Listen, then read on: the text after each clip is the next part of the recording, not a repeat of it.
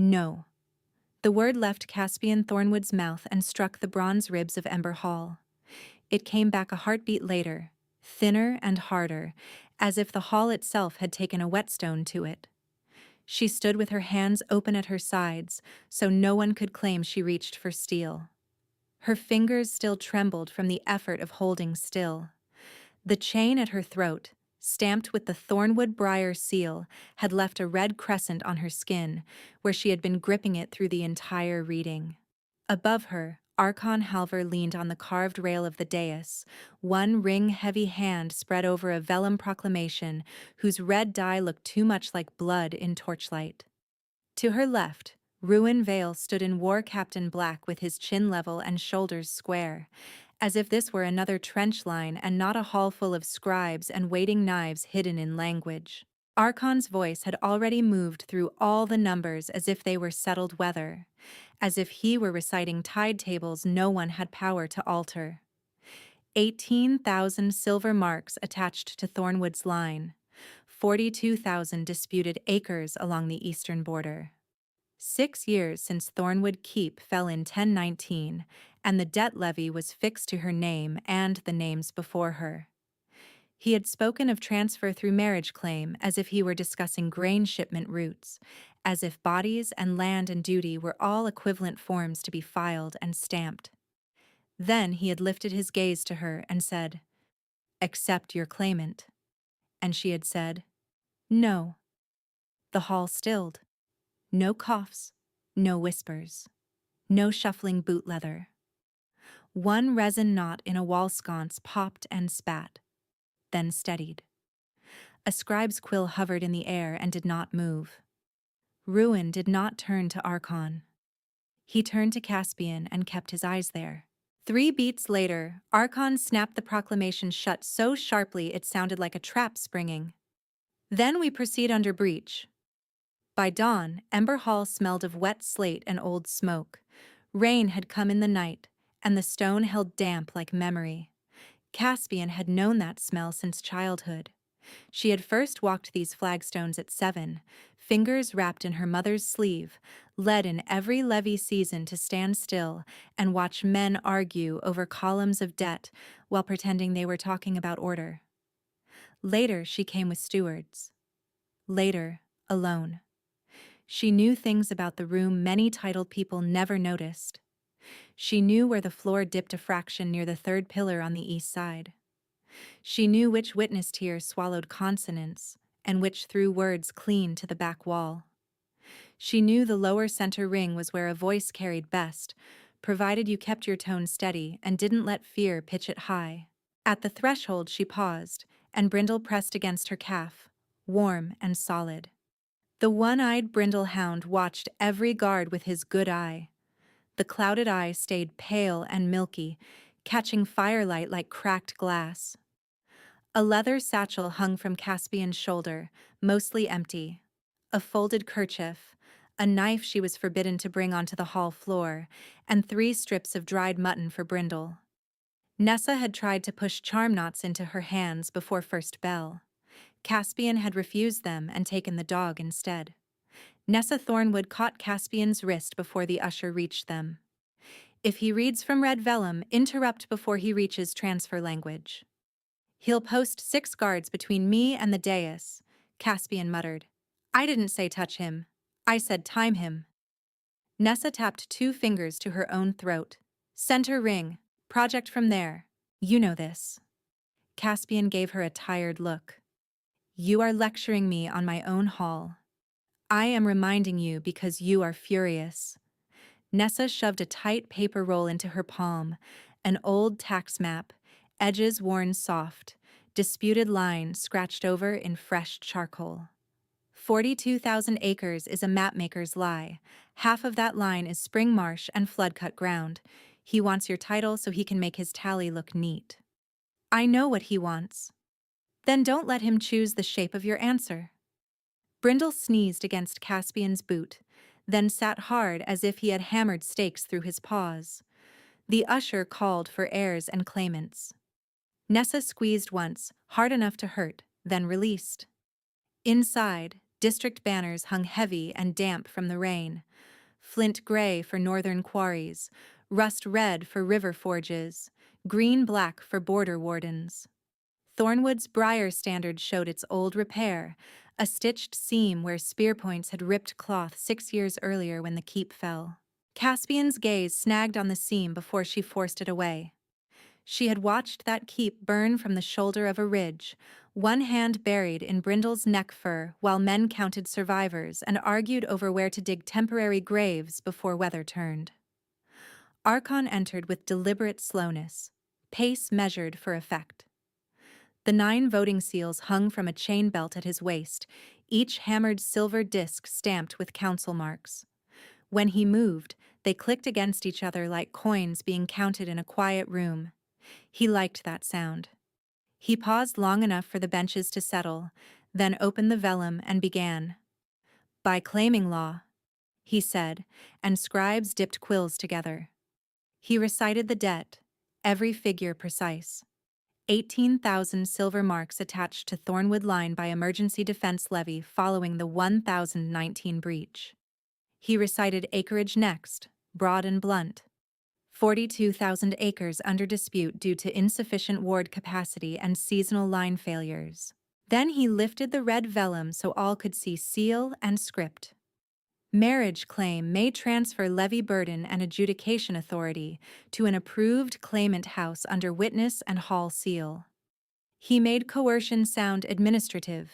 He named Ruin Vale as approved claimant. Murmurs moved through witness benches like wind through dry reeds. Ruin had held winter trenches and returned with more scar than softness. Men trusted his discipline under pressure. Women watched him enter rooms and pretended not to. He had a reputation for doing exactly what duty required and not one thing more. Caspian felt the weight of everyone's attention, felt them trying to pin her answer before she spoke. She stepped into the center ring anyway. Archon turned his head. "Do you accept?" Her mind flashed through 6 years in a handful of images too fast to stop.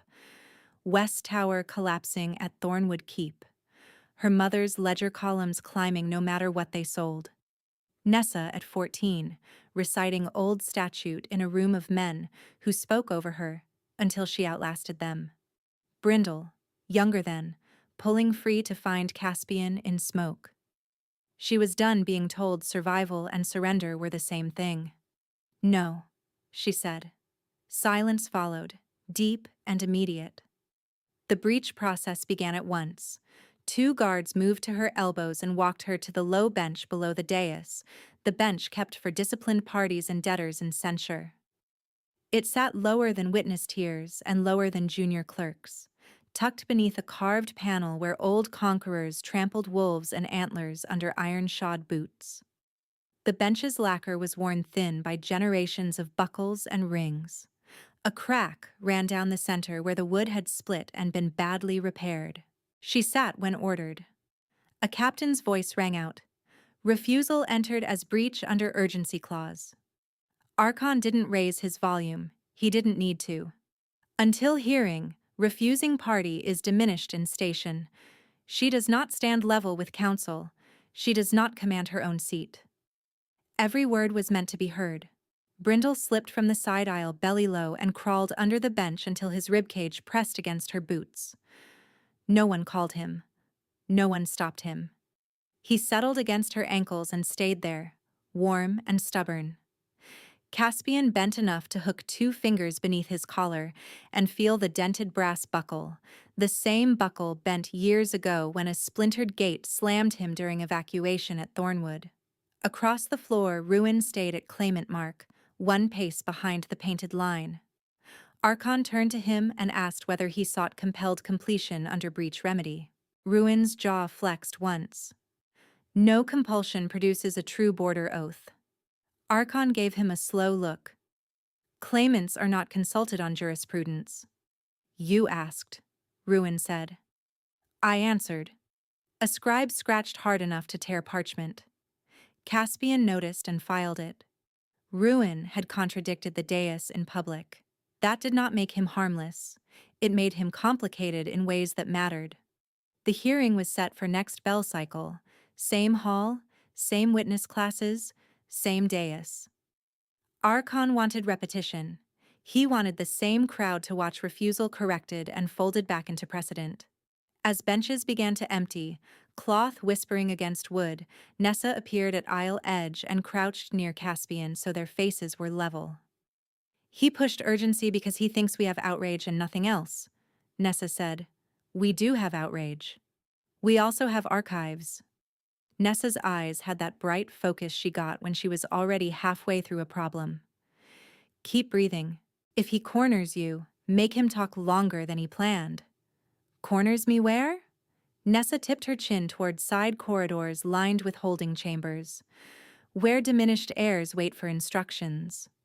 Ruin crossed behind them then, not touching either sister, a dark shape cutting through torch glow. His glance dropped once to Brindle under the bench and returned forward.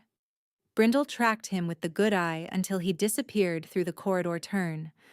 When the hall emptied enough that footsteps echoed, guards took Caspian by both elbows and walked her to a stone chamber with one stool, one door, one iron ring bolt set in wall stone where chains could be fixed.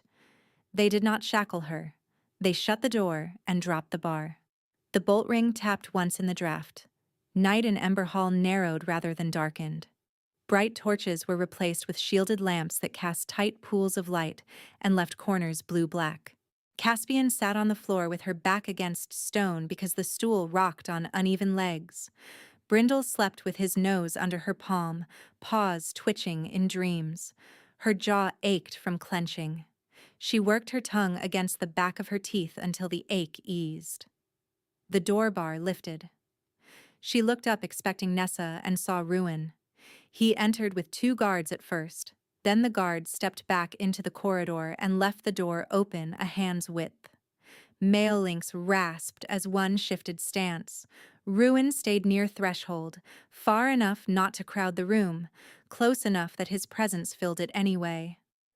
I asked to speak, he said.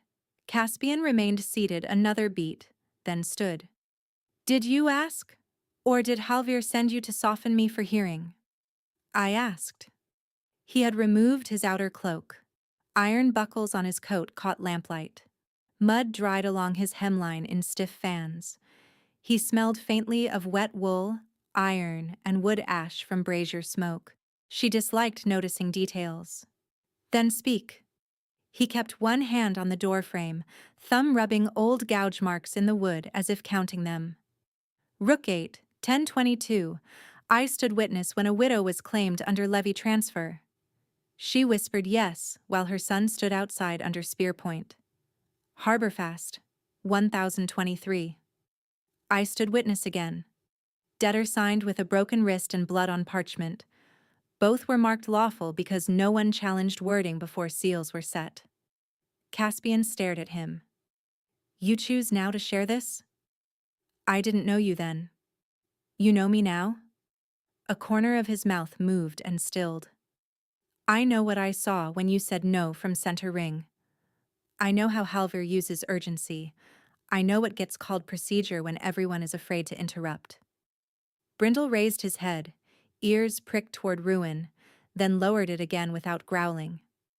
Caspian folded her arms, then unfolded them because the motion looked defensive. Were you selected because he thought you'd frighten me? Or because he thought I would submit if coercion wore a soldier's face? Ruin answered without hurry.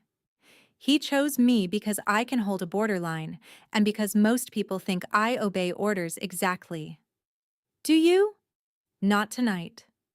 The corridor guard coughed softly and looked away, pretending disinterest. Caspian took one step closer. If this is apology, it's late. It is not apology. Ruin's fingers tightened on frame wood until scar tissue whitened. I won't pretend disinterest to look virtuous. I wanted what was offered. Leverage, land, debt transfer. You. His voice stayed level. I want you. Not your levy chain. Not your acreage tally. Her pulse hit hard at her throat, visible under skin. His gaze flicked there, then back to her eyes. She heard herself ask, why? He drew a breath and gave her the truth without ornament. Because you stood in full hall and said the word most people swallow. Because you look at me like I am dangerous and still hold ground. Because I think about your mouth when I'm supposed to be planning patrol routes.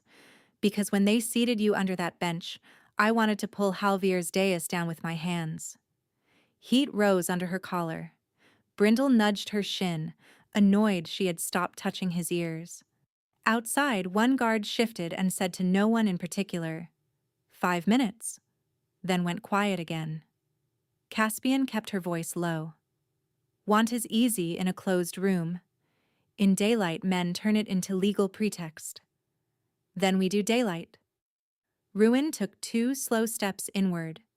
No pretext. He lifted his hand. The movement was careful, almost formal. His fingertips stopped a breath from her jaw and did not touch. Waiting. Her body leaned before thought caught up, a tiny movement toward warmth. She felt heat from his skin without contact. Then she locked her knees and straightened, turning her face half an inch, so his hand met only air. They held there, breathing shallow. Don't, she whispered. His hand stayed raised 1 beat longer, then lowered. Because you don't want me?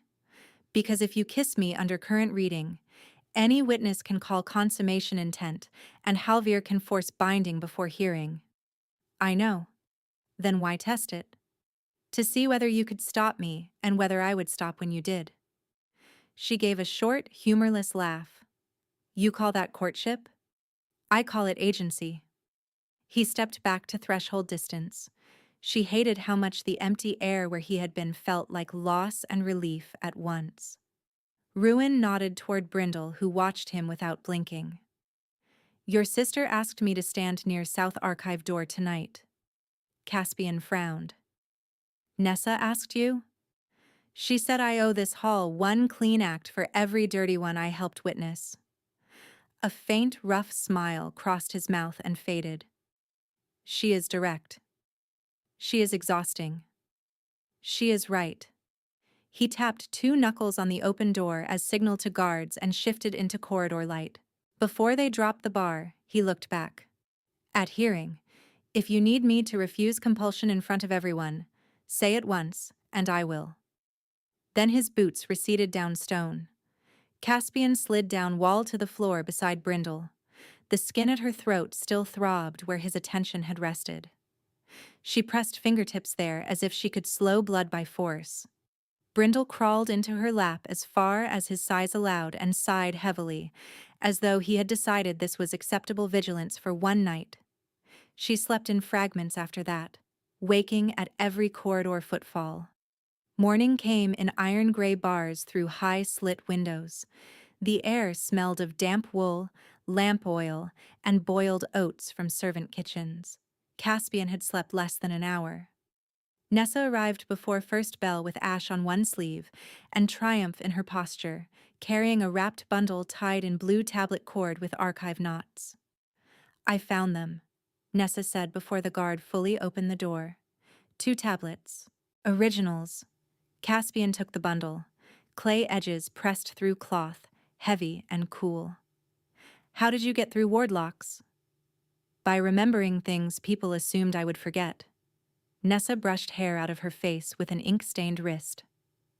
Old archivist Pell made me recite shelf maps as punishment for speaking in reading room. I kept every map in my head. Brindle, pacing anxious loops in the chamber, shoved his nose into Nessa's satchel and came up with a second length of blue cord tangled in his teeth. Nessa laughed once and tugged it free. Yes, you dramatic creature. That one too. She knelt and unwrapped cloth carefully. The first tablet had a corner crack, but most wedge script remained sharp. Nessa traced lines with a blunt nail and translated aloud. No person shall be claimed, pledged, betted, or burden transferred without spoken assent in full witness hearing. Gesture, silence, or seizure shall not stand in place of voice. Caspian closed her eyes briefly. Spoken assent. Exactly. Halvir quotes abridgment language from a damaged late copy and cuts this line every time. Second tablet confirms hierarchy. Origin Codex governs if abridgment conflicts. Nessa turned the second tablet, showing margin marks. Cataloger hand from pre-consolidation series. Stamp sequence intact. Clay temper matches old South Pit composition. He can call me partisan. He cannot call me ignorant. Caspian looked at her sister's hands, ink in cuticles, one split knuckle from forcing old lock, clay dust at wrist, and felt a fierce ache of pride and fear together. You should have had better years than this. Nessa gave her a flat look. We take the years we get. Save sentiment for after vote. They rehearsed quickly, quietly, with the guard pretending not to listen. Caspian would claim center ring and force Keyline into witness hearing. Nessa would enter as archive witness under procedural right. Ruin would testify on coercive mechanics and emergency status if called, or if not called, he would interrupt at the right moment. Timing mattered more than elegance. Halvir controls speaking order, Caspian said. Then interrupt him at his inhale, Nessa replied. You know his cadence from a decade of listening. Caspian nodded reluctantly. She did know it. If he blocks my entry, Nessa added, tying the tablets again, Brindle carries cord to you and we use messenger exception. She clipped one blue cord loop to Brindle's collar. Find Cass, she told him. Brindle thumped his tail once, then sat very straight like an officer awaiting assignment. They walked to the hall with 2 guards ahead and 2 behind. At threshold, Ruin waited in claimant black, hair still damp from a hurried wash, jaw rough with stubble he had not shaved. He met Caspian's gaze and gave the smallest nod. No smile, no performance, only agreement. You have evidence, he murmured, eyes dropping briefly to wrap tablets in Nessa's hands. We have law, Nessa said before Caspian could answer. Ruin inclined his head. I have memory. Inside, witness benches filled earlier than day prior. Rumor had moved fast overnight. Apprentices squeezed beside merchants, minor stewards sat shoulder to shoulder with ward captains, and older elders leaned forward before first bell sounded. The air held the charged hum of people expecting conflict and pretending they were there for process. Archon sat already. The 9 seals on his belt flashed in firelight. Proceed, he said. He opened with reprimand, each phrase polished and cold. Breach, disorder, insult to ceremony, threat to border stability. He framed obedience as public health, refusal as contagion. Caspian listened without moving, memorizing where his breath rose before each legal term. Then he shifted to binding directive under urgency and called for claimant affirmation. Caspian stepped to the center ring without permission. Objection, she said, voice pitched for the back tiers. Claiming law requires spoken consent in full witness hearing. I have not given it. Archon's expression barely changed. Only his right hand flattened on dais rail. Refusing party does not direct legal interpretation. Then read origin line aloud. A low ripple passed through benches. Origin Codex is fragmentary, Archon said, superseded by governing abridgment. Nessa moved from side aisle before he finished. False. She raised the wrapped bundle. Archive witness presenting 2 origin tablets. Catalog, Ember South Branch, Shelf 18 Black, Row 4. Archon snapped. Who recognized this witness? Nessa did not blink. Hall procedure recognizes any trained archive hand in conflict text hearing. I completed apprenticeship under Hall Seal 3 winters ago. Verify register. An elder leaned to clerk. Pages turned. Clerk nodded upward. Archon's jaw tightened visibly. Present, he said. Nessa walked to lower reading stand and untied blue cord with controlled fingers. She set both tablets on felt. Brindle trotted after her, then veered through ankles and bench legs, dodging boots and hems until he reached Caspian at center ring. He sat against her boot and looked pleased with himself. A few strained laughs escaped the crowd, tension cracking for a breath before closing again. Nessa read first in Old Dialect, then Common Tongue, clear and steady. No person shall be claimed, pledged, bedded, or burden transferred without spoken assent in full witness hearing. Gesture, silence, or seizure shall not stand in place of voice. The words carried cleanly and landed in every row. She lifted the second tablet. Hierarchy clause, where abridgment conflicts with origin, origin governs. Binding without spoken assent is unlawful. Archon barked, irrelevant under active urgency and border emergency.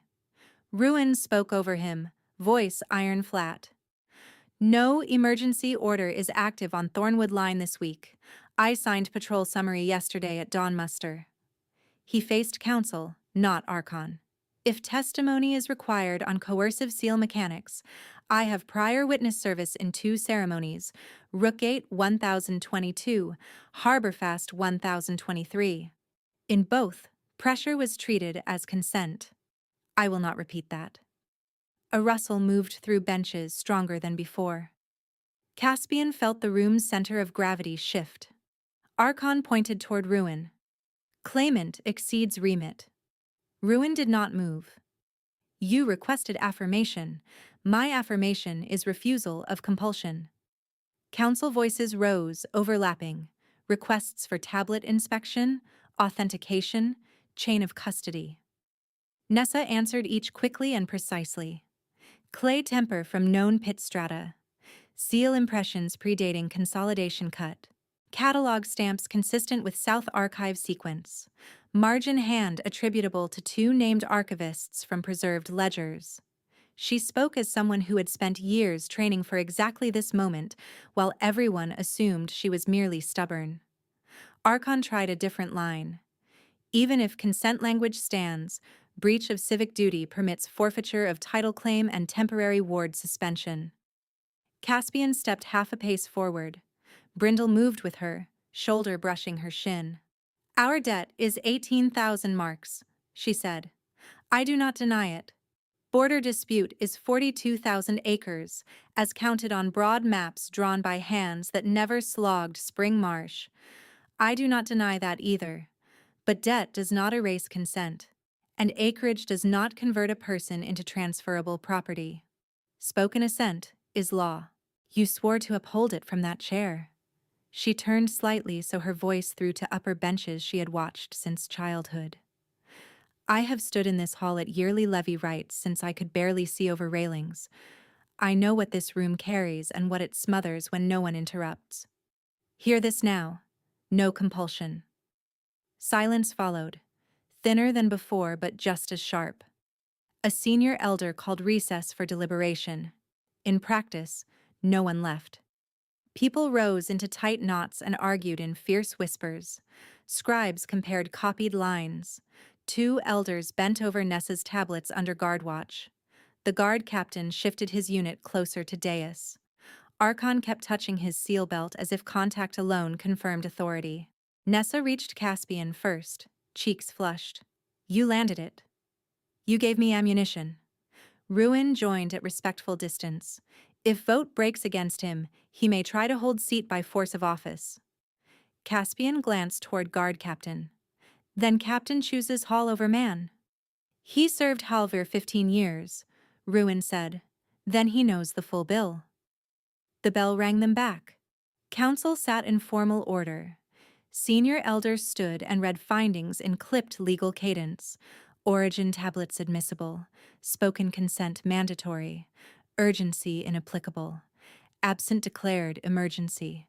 Coercive claim void. Murmurs burst and were brought down by raised hand. Next matter, the elder said. Conduct of Archon Halvir regarding suppression of origin statute and misuse of voting seal authority. Archon stood before acknowledged. I reject this spectacle. Sit, the elder said. Archon remained standing. The vote proceeded 1 disc at a time. Each counselor walked to the 2 iron bowls and dropped a silver disc, left for removal, right for retention. The clink of metal on metal repeated 9 times, small and absolute. A clerk counted twice, lips moving. 7 to remove, 2 to retain, the elder announced. Air left the room in a single startled breath. Archon's face blanched, then flushed dark. You cannot. By majority, your voting seals are stripped pending tribunal, the elder cut in. The guard captain stepped forward with 2 soldiers. My lord, your belt. Archon gripped chain so hard his knuckles whitened. For one suspended second, Caspian thought he might draw steel and spill everything into chaos. Instead, he swore under his breath, yanked the belt free, and flung it toward the dais. One disc bounced, spun, and skittered across a stone to stop near the low bench where Caspian had been seated in diminishment the day before. The captain gathered all 9 seals, counted, recounted, and passed them to clerk custody. Archon's gaze locked on Caspian as soldiers took his arms. You think this grants safety? No, she said. It grants me my own yes. They marched him down side aisle under guard, his robe hem dragged over wet stone. Rings flashed once in torchlight, then vanished as doors shut behind him. Without Archon on the dais, Ember Hall felt abruptly different, not lighter exactly, but less pinched. People stood straighter. Noise shifted from fearful murmur to practical talk. Council moved to settlement of the Thornwood matter while momentum held. No proclamation this time. Senior Elder invited Caspian to center ring and asked her intent. He invited Ruin to stand opposite and do the same. Caspian faced Ruin. In full daylight, he looked harsher than in chamber lamp glow. Nick on lower lip, fresh scrape across one cheekbone, old scar crossing right knuckles. His shoulders held habitual readiness, as if expecting impact. She still remembered the near touch in holding chamber, the heat at her jaw without contact. You said you would refuse compulsion? She said, voice low but carrying. You did. I said I wanted you, not your border oath, he replied. That remains true. Nessa stood by reading stand with tablets rewrapped, expression exhausted and fierce. Brindle sat at Caspian's left foot, panting lightly, blue cord still looped at collar. Caspian turned to counsel. I void coercive claim. I choose reciprocal oath. The elder nodded. State terms for witness. Shared command over Thornwood border wards, Caspian said. Debt levy of 18,000 silver marks to be serviced by joint campaign stipend and grain tithe on existing schedule, without transfer of my title through marriage mechanism. Disputed 42,000 acres to be surveyed by dry season line walk under ward witness, not map table estimate. No legal binding of bed to levy enforcement. Ruin added, I swear no claim upon her person beyond what she speaks and renews. An elder on second tier asked, do both parties understand this excludes coercive consummation clause? Yes, Caspian said. Yes, Ruin said. Senior elder looked from one to the other. Then speak assent for record. Caspian met Ruin's eyes. Her throat tightened once before she made it steady. Yes. Ruin answered without delay. Yes. The sound that followed was not applause at first, but release. Hundreds of people exhaling after 2 days of held breath. Then a few claps from back tiers, then more. Brindle barked one sharp note, then sneezed violently and shook his head, as if surprised by his own noise. Laughter rolled through benches, this time warm. Council moved directly into investiture before opposition could regroup. A marshal brought the March Warden cloak, deep green wool edged in dark braid, clasp of crossed briars and spears. The elder asked who would witness elevation. Nessa stepped forward without waiting formal invitation. Ruin moved to Caspian's right. Brindle trotted to the first stair below dais and sat squarely on it. A nervous page approached with a shooing gesture. Leave him, Caspian said. The elder's mouth twitched despite protocol. Leave Brindle. He settled the cloak over Caspian's shoulders. It was heavier than she expected, warm from storage, carrying faint scents of cedar chest, wool oil, and old rain. The weight pressed down and steadied her spine. By vote and witness, the elder declared, we raise Caspian Thornwood as March Warden of the Eastern Border, with reciprocal oath partner Ruin Vale in field command. Her name rang through the hall in full. Nessa's eyes shone, angry and bright, and relieved all at once. Ruin did not reach for Caspian immediately. He waited for her glance, then offered his forearm in soldier's formality. She took it. No music rose. Ember Hall did not keep musicians for legal rights. Instead, the hall answered with practical sounds, benches scraping, boots shifting, cloth brushing stone, as people stood to acknowledge new authority. Ordinary sounds, honest sounds, they descended together.